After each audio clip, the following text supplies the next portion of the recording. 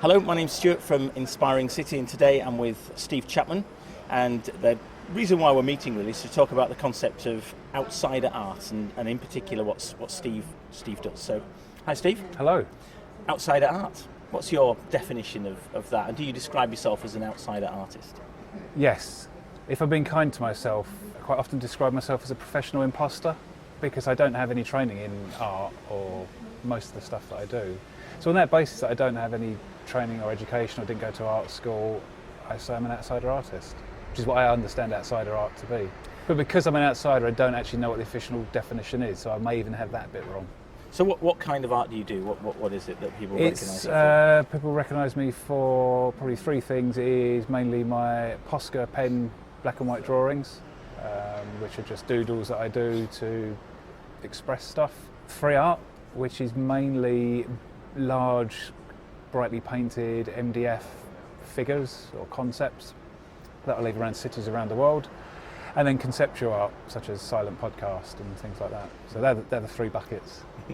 So let's go back to the drawings first of all. So one of the things that I've been looking. You gave a TED talk. I think it was a good few years ago now, and it was about drawing your inner critic. Yeah. Can you tell me something about that particular project? So that project must have been, I don't know, 2015, 2016, and it seemed like a brilliant way of short-circuiting self-doubt that I had about art. So primary school, secondary school kicked art out of me by teaching me how to do it properly.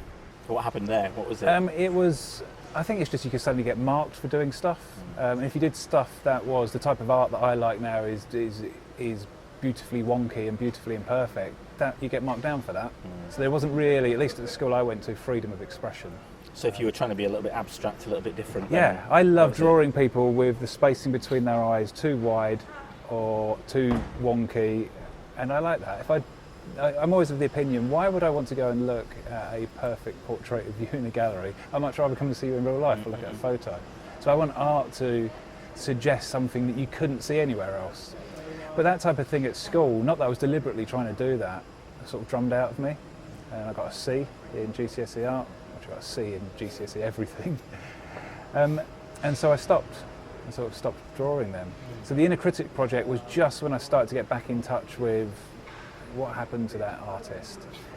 And the short-circuiting thought, well, why don't I start drawing the bit of me that says that my drawings are shit? Am I allowed to swear on this? Yeah. Oh, yeah. You're never sure. Yeah, absolutely. Why don't I draw that very self-critical part of me? And I spoke to some other friends who had done that as well. My friend John Paul Flintoff did that regularly.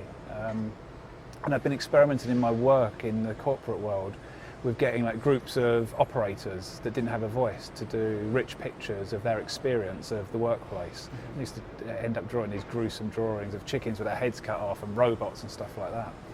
So I thought I'd take my own medicine and start drawing my inner critic. And what's brilliant is with that, you can't get it wrong, because the moment your inner critic starts going, that's not me, it's like, wow, I've got a bit more of him to draw now. And who is this inner critic then? Who is it? It's different for different people. Psychologically, it's a superego, that part of us that was there to protect us in early life. So you think when you're a baby, if you lose human contact, you're screwed, basically. Because you need human contact. You need your mother, father, or carer, or whoever it is to be there for you. So it's designed to sort of keep us socially safe, but then it just gets distorted and perverted. And for me, the inner critic was a combination of words of parents. My parents are lovely people, but you can't help, I know now as a parent, you can't help but say stuff that sticks. Of teachers, of early work life.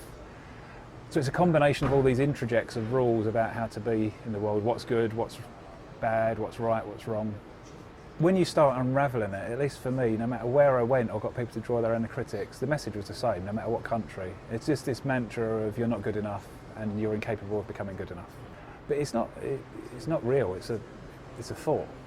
It's not real, it's not the laws of the universe. And by externalising it, and particularly doing this work with clay, and it makes it even more tactile, just to make sense of it. And you don't have to hand your homework in. You don't have to hand it in to be marked by anyone.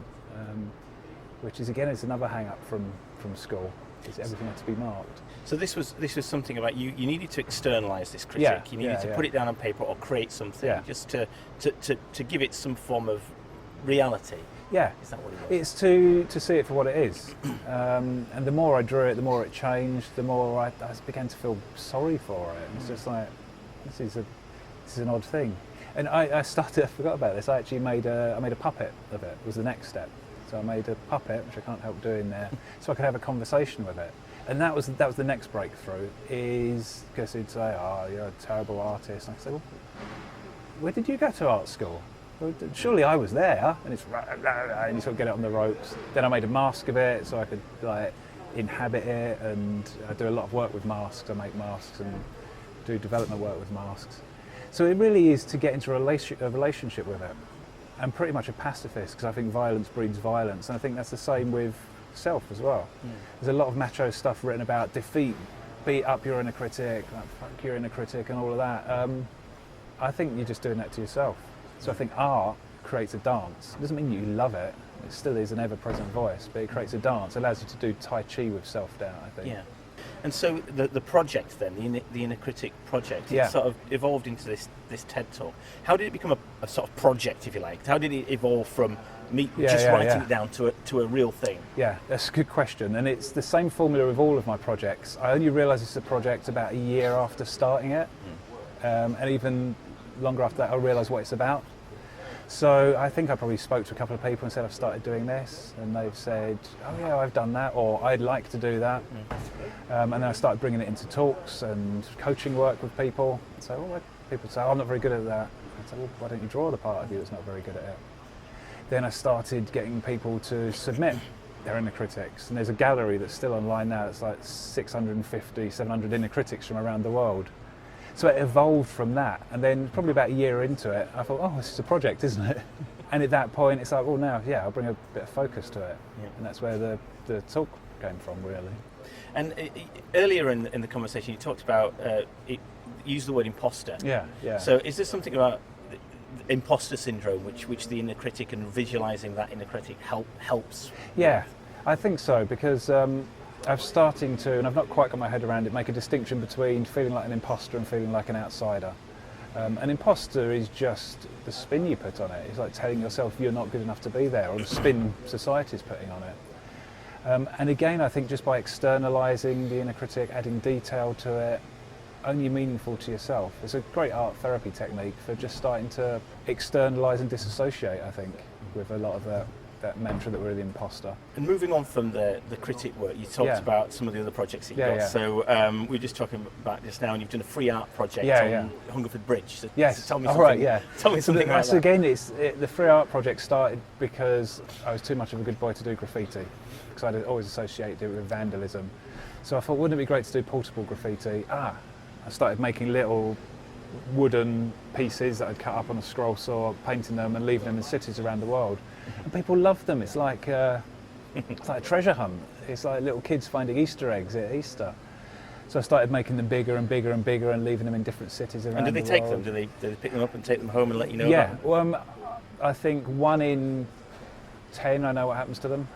And I started doing it also as an experiment in non-attachment and impermanence, to create something beautiful with the sole intention of setting it free, not necessarily knowing what's going to happen to it. And these pieces have got bigger and bigger and bigger and more ambitious. And then the thing that I set up on Sunday was I just claimed the railway bridge as a gallery. So I made a load of pieces on Hungerford Bridge. There's a horrible bit on Hungerford Bridge that is just these spikes to stop people climbing over. It looks Cold War. And so I did one piece of free art to it, made a big pole that I had to install it because it's quite dangerous. You could fall in the river, you can't reach it. It's impossible to get to. And then when I put that down, I thought, this looks a bit like a gallery now. Why don't I just claim it? Why don't I just put a flag in it? Imagine if I started doing that, like flags on the moon, just this is now a gallery. So I made a sign that says the Hungerford Bridge Gallery of Outsider Art, and then I did 2 other big pieces. And I walked across the bridge this morning and watching all the commuters, everyone looks at it. Whether they like it or not, it doesn't matter. Art is there to be seen and looked at. And I don't know what's going to happen. It might not be there when I go home today, or other artists may add bits to it. Is that your hope, that people would sort of take it on as a sort of shared gallery? It's difficult because this is again the great part about giving art away is this experiment in non-attachment. If another outsider artist added something, I go, yeah, but someone equally may add something politically or something that has a perspective on society that I don't share, and then I'm associated with that, sort of, because it's my gallery. Or someone may graffiti the bits that are already put on there, or someone may throw a brick and knock the heads off one of the pieces. I'm giving suggestions to the audience now. But I need to be okay with all of those eventualities. Yeah. That's part of the project and part of the lovely tension that this work does. I already have thought of another piece to put on there because it looks a bit imbalanced the way they're on there. But the main thing is if people walking across the bridge go, oh, that's brilliant. And already my gallery, it's been there since Sunday, has had between 1,000 and 5,000 daily views. Not through choice, because if people want to get across the river, they go across the bridge. They're just seeing it. Yeah. It's in their face. Right? Yeah, and occasionally I see a post on Instagram, because it's got no connection to me. I look at posts of Hungerford Bridge, and occasionally I see pictures of it. And one of the pieces has got a message where he's called Don the Philosophical Duck, which is a duck based on Captain Beefheart. He's saying, am I real or is all of this an illusion? And quite a few people have taken a photo just of that little thing. So it just makes people stop and think. So this concept of outsider art and outsider artists, is it about invading the sort of public space, just putting something in there and just putting something into the realm that people aren't used to seeing, and so that it might then become a thing, or it might... I think it's... I've not thought of it as putting stuff in public spaces. That's one expression of it. But for me, it is art as an expression of just making a mark that represents your inner world. It doesn't need to be of any particular standard or anything. So if it inspires people... I drew portraits in Trafalgar Square of tourists because my portraits were a bit wonky. And not only did I have great fun, I was terrified for most of it. Lots of people left saying, I might start doing portraits. I've never thought I was good at portraits. And I've sold portraits for like 20, 30 quid a time that wouldn't be any good. So that's my hope for the outsider art, is it just liberates people to make marks for the sake of making marks. It doesn't have to be anything in particular. This is no longer school. And then if it leads to lots of pop-up stuff, this is why I love, I've only visited once, but I love Berlin. It's like around every corner there's some quirky piece of art that rose out of some quite desperate situations. So yeah, that would be my hope for it. But the main thing is that the outsider artists are able to sit alongside the establishment artists. Neither are good nor bad. We need fine art galleries. But lots of people look at fine art galleries and think, oh, I could never do that, and give up on the whole thing. So what you create and you put out into the public arena, is that linked to the inner critic thing, or is this a new set of characters or creations that you're putting out there? I think the link just comes from, that's the lineage of me getting back into art, but then the characters aren't inspired by that. It tends to be, if I'm bored or I'm fed up, I'll just doodle something, and I'll do like 30 or 40 little doodles, and I'll do one, I go, oh, I like that one, I'm going to make that one into a thing. Or I'll go back through my gallery of old drawings and I'll find one that I really like. Or I'll see a piece of art that I like and then I'll do my own version of that. The idea that all art is theft at some level anyway. Not to copy it, but to have my own take on it. So that's where they come from. And some of them become particularly popular and repeated.